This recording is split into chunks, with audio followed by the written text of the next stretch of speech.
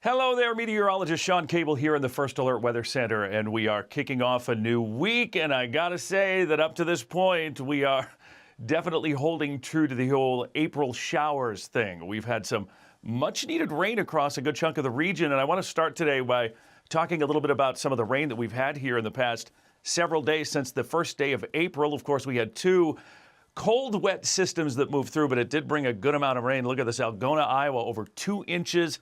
Mankato, North Mankato, we've kind of ranged from about 1.25 inches to 1.75 inches in a lot of spots. Skyline neighborhood, 1.74. East High School, we had about 1.5 inches. Albert Lee right there at 1.5 inches.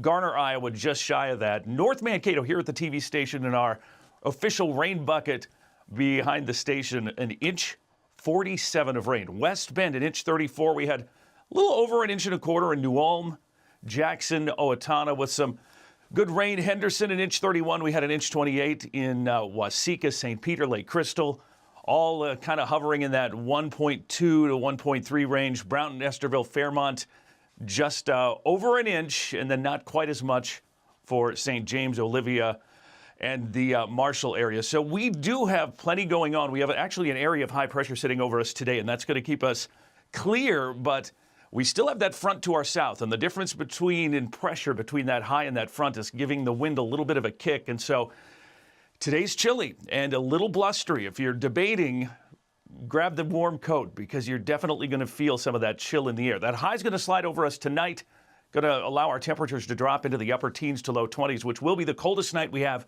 for quite a while. And then we have another system that today is sitting off the coast of British Columbia, but it is going to come in later tomorrow night, bringing a chance of scattered showers to much of the region. It's not going to be huge, but there will be a little rain as we make our way into Tuesday night and into Wednesday morning. You can kind of see here as we go hour by hour, clouds are going to increase. We'll start with a little sunshine on Tuesday, and then by later Tuesday afternoon, we'll become mostly cloudy with a few showers developing Tuesday night, continuing into Wednesday morning. And again, you can see that amounts are going to be pretty minor. A few hundredths tops as you get a little further east, maybe over to I-35 and east. There could be up to 1/10 of an inch, maybe locally a little more, but it's not going to be a lot of rain. Temperatures are going to go up after a cold afternoon. We're only going to get to the mid to upper 30s here today. With that wind, we're going to feel more like it's in the 20s.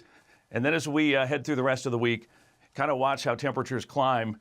They'll bumble around a little, but we're going to get to the 40s Tuesday, back to the 60s Wednesday. Behind that front, highs in the 50s Thursday, Friday, Saturday, but then into the weekend and next week.